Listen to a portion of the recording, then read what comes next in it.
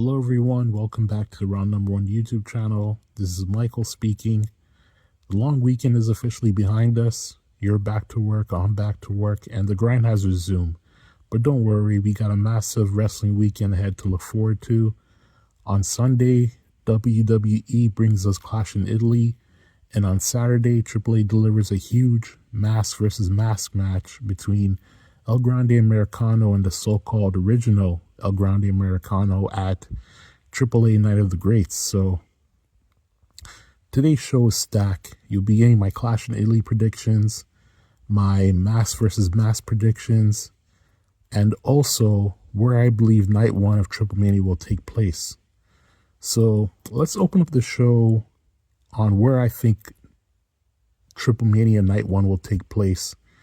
Now, my realistic assumption is that AAA is running Night 1 in the United States, and all signs could be pointing to Los Angeles being the city of choice.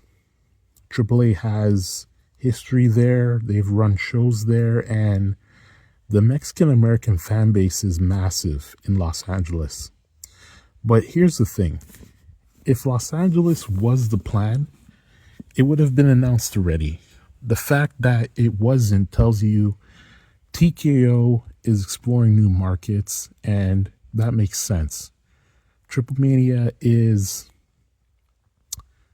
going to be AAA's biggest PLE going forward. If they're going to expand it, they need a city that feels fresh, international, and meaningful. So here are some other cities that realistically make sense if Los Angeles, which is a safe choice in my opinion, isn't picked. So we got San Antonio, a massive lucha market with deep wrestling history. AAA will be welcome instantly. Another city is Chicago, one of the strongest wrestling cities in North America. Chicago has a passionate Latino fan base and a major travel hub. Next, we have Miami. Miami is a cultural fit, is a natural cultural fit. Strong Latin American connection and a unique presentation vibe. And then we got the big city, the city that TKO loves to bring events to because they pay the big money, Las Vegas. Now, Las Vegas is, other than Los Angeles, Las Vegas is checks every box. Vegas has year-round Mexican and Latino tourism. It's a easy destination for fans from Mexico, Canada, the US, and even Europe. And it has multiple arena options without needing to jump straight into a stadium. If AAA wants TripleMania to feel like an international spectacle, Vegas is probably the only city that out of the other cities I mentioned that delivers that energy. So let's enter the Round No.1 prediction method. And if you don't know how we do it, let me explain.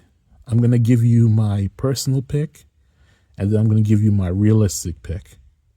So my personal pick is going to be Las Vegas. The realistic pick, also Las Vegas. And here's where it gets interesting. Why Las Vegas makes the most sense, especially on that weekend. SmackDown is also going to be televised that Friday, September 11th in 2026, later this year. SmackDown still has no confirmed venue, which opens the door to a very logical double-header scenario. in Las Vegas. So what could happen is SmackDown could happen at the T-Mobile Arena, and TripleMania Night 1 could probably happen at the Michelob Ultra Arena. Two arenas, same city, same day, and it solves a major broadcast problem, which is the time zone reality. You can't really air AAA late at night. Mexico City is Central Time, and AAA's core audience is families and general sports fans. If AAA aired live from Vegas at 8 to 10 p.m. PT, that becomes 10 p.m. to 12 a.m. Mexico City, which would be a ratings disaster, and AAA can't afford that. But say like a noon start time, that would be perfect. That would work out to 2 p.m. Central Time in Mexico City, 3 p.m. Eastern Standard Time for Toronto and New York. This gives AAA a strong family-friendly broadcast window, a full live crowd in Vegas, a clean production turnaround, zero conflict with WWE's evening programming. So SmackDown is completely ineffective. SmackDown can run at its usual time of 8 p.m. Eastern Standard Time, 5 p.m. PT, or 8 p.m. PT if they want a West Coast primetime special. Either way, it fits perfectly. 2 shows, 2 audiences, 2 broadcast windows, 1 city, 0 problems. So, looking at the big picture, it looks like Friday, September 11th, 2026 is going to be a full day of wrestling in Las Vegas. Yeah, you're going to have AAA at noon, Vegas time, and SmackDown at night. So, if this happens, it's going to work out conveniently, and it's going to be smart business. So, if TKO wants to make TripleMania feel global, this is the move. Okay, so with that being said, let's jump straight into my Clash in Italy predictions. Now, by the time this is uploaded, it's going to be Thursday, May 28th, 2026.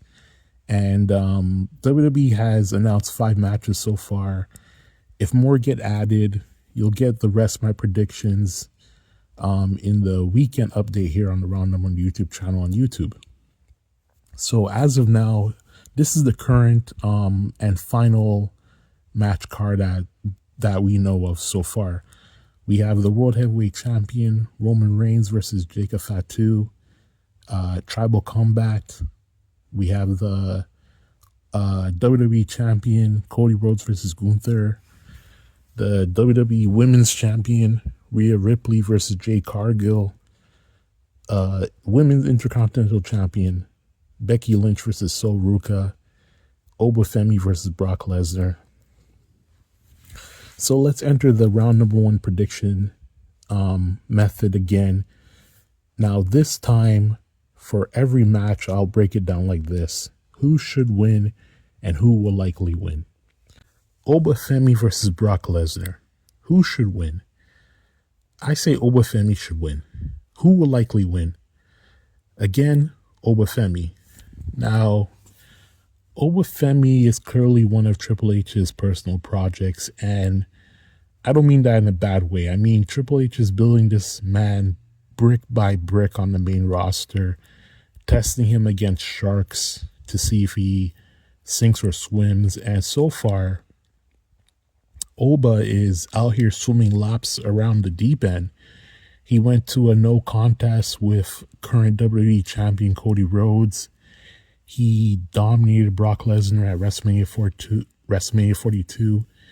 He's getting louder reactions every week. WWE already teased Oba versus Roman on television. If you're building a wall, you don't pull bricks out halfway. You keep stacking, you keep reinforcing, you don't derail momentum for the sake of, Lesnar needs to get his win back. That's like a story that nobody is asking for. And let's be real. Obafemi versus Roman Reigns for SummerSlam in Minneapolis is right there. It's fresh, it's believable, it's the kind of match that makes a new star. Now, the alternative is that Oba loses and we get Lesnar versus Oba 3, and then probably a part 4 in Saudi, and then a part 5 at Survivor Series. And if that happens, that's how feuds die slow, painful deaths. So I don't want to see that happen. This rivalry needs to stop at 2 matches. This rivalry needs a final chapter this Sunday.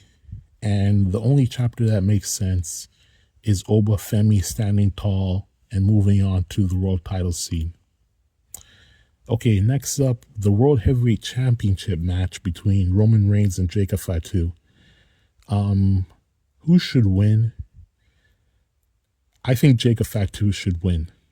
Who will likely win? The champion, Roman Reigns. Now, let's talk about one of the strangest booking habits WWE has developed lately, the Zenkai Boost pattern. So if you don't know what Zenkai Boost is, it's straight out of Dragon Ball Z. A character gets beaten nearly to death, eats a senzu bean, and suddenly becomes stronger than ever. That's a Zenkai Boost. And WWE has been doing their own version of that. Cody beats Randy Orton clean at WrestleMania 42, and then Orton magically hulks up after the bell and beats Orton down like he won the match. Roman pins Jacob Fatu clean, and then Fatu suddenly gets a second win and destroys Roman post-match. It's bizarre, it's backwards, and it undercuts the entire point of a clean finish. Now let's talk about the actual story. Jacob Fatu is a SmackDown talent. He didn't need to cross over to Raw. Even the Usos told him to go after Cody instead, but WWE forced him into the Roman Reigns storyline, had him lose clean, and then tried to rebuild him with post-match chaos. If you're going to run the match back, Fatu has to win. Otherwise, what's the point? And Roman's stipulation, if he wins, Fatu goes back to being a worshiper, which is creatively insane. You don't build a guy into a world title level threat just to demote him back to a mid-card lackey. That's not storytelling. That's regression. If Fatu loses again, he walks right back into the role he debuted with. And WWE wonders why they struggle to make new stars.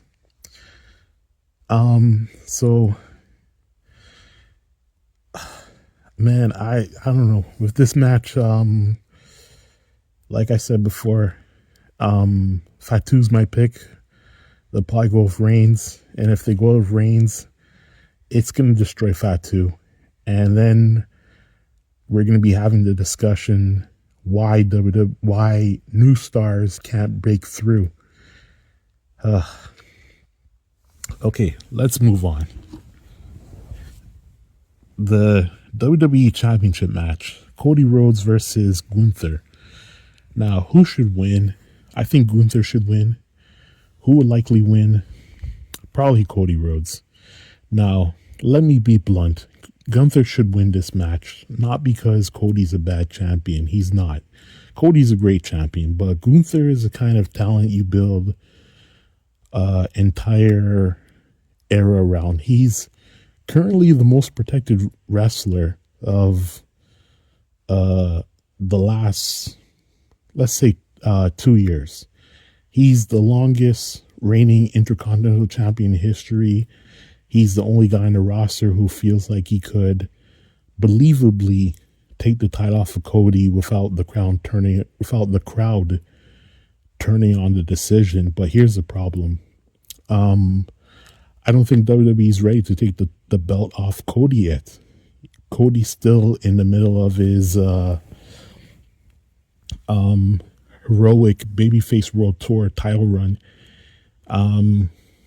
He's beating legends, he's beating monsters, he's beating veterans, and it looks like with this reign, WWE, this current reign of Cody Rhodes as champion, is going to be WWE's trained us like it's going to be a long-term reign. And it seems like they're not going to cut it short for Gunther, even though Gunther is the better choice creatively. And that's the frustrating part. Gunther losing here doesn't kill him, but it does delay the inevitable. Gunther is going to be the WWE champion someday. It's just not happening in Italy. So Cody retains probably after a war of a match, and Gunther walks out looking like the guy who will eventually dethrone him, but just not today. Okay, next we have the WWE Women's Championship match. Rhea Ripley versus Jade Cargill. Who should win? I'm going to go for Rhea Ripley, even though I'm a big Jade Cargill fan. Who will likely win? Again, Rhea Ripley. Now, currently, Rhea Ripley is the backbone of the women's division. She's the most complete performer WWE has. She has the presence, the power, the confidence, the crowd control. The crowd loves her. And she's currently like the final female boss in the WWE. This match is not about crowning Jade. It's about showcasing her. WWE still has big plans for Jade, in my opinion. WWE wants Jade to look like they want her second, when she gets that second championship reign, they're gonna make sure that this time she builds a real connection with the audience. And unfortunately, now's not the time. You know, Rhea winning is the only outcome that makes sense. Jade losing doesn't hurt her. It actually helps her. It gives her a mountain to climb, whether that's towards another WWE Championship run or maybe something new. Her heading over to Raw and getting the Women's World Championship. So Rhea retains. Jada Parker, that's another person that's on my mind.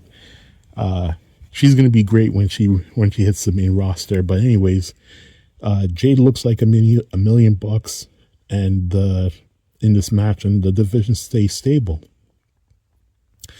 Okay, so another women's championship match. It's going to be the Intercontinental Champion Becky Lynch versus Sol Ruca. Who should win? Sol Ruca should win. Who would likely win? Becky Lynch. So this match poses the classic question. Do you go with the legend or do you pull the trigger on the rising star? Sol Ruca is one of the most naturally gifted young athletes the WWE has. Young athlete that the WWE has signed recently. She's innovative. She's unique. She's connecting with the fans in a way that is unbelievable. If WWE wants the Women's Intercontinental Championship to mean something, Soul's the perfect person to elevate it.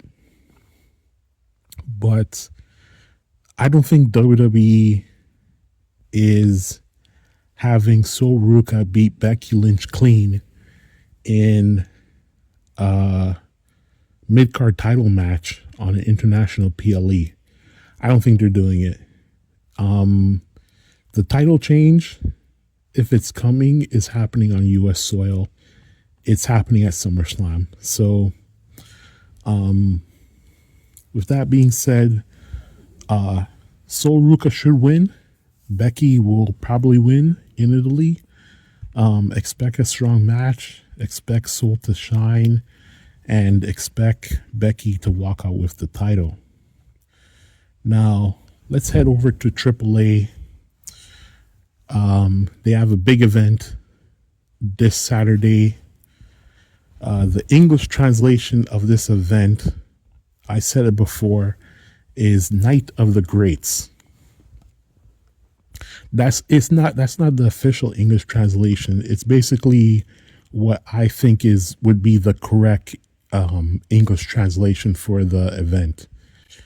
Now, let's talk about mask versus mask. Who should win?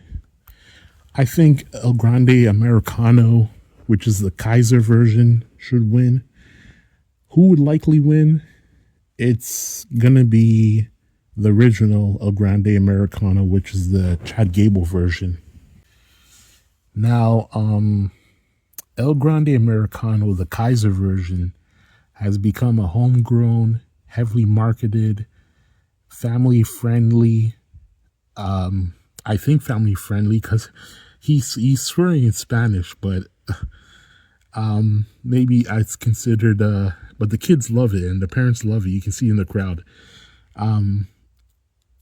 Family-friendly character in Mexico. He's embraced the culture, learned the language, and connected with AAA crowds in a way nobody expected. Then Chad Gable returned as the original El Grande Americano, instantly becoming the arrogant, disrespectful, anti-Mexican heel who spits on everything the character represents. And here's the key. The Mexico City crowd wants Gable to lose. They want the villain punished. They want the mask ripped off the man who disrespected their culture. They want the babyface Kaiser's version of El Grande Americano to triumph. Now, mask versus mask matches are sacred in lucha culture. They're identity shifting. You don't burn that stipulation unless you're ready to fundamentally change a character forever. So, creatively, Kaiser should win. He's the long-term babyface. He's the one the crowd is emotionally invested in. But realistically, Gable's Americano is the heel who benefits from keeping the mask. Kaiser is the one who can survive and even grow by losing it. WWE loves the sympathetic unmasking arc for a rising star, and the company is still pushing Gable's mask as merch.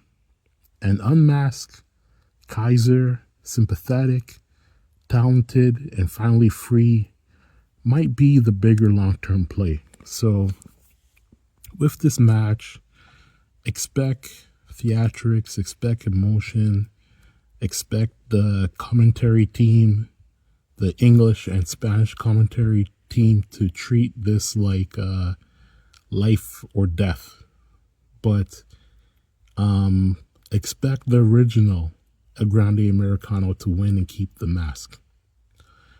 Okay, so that's it for this week's edition of Round Number 1.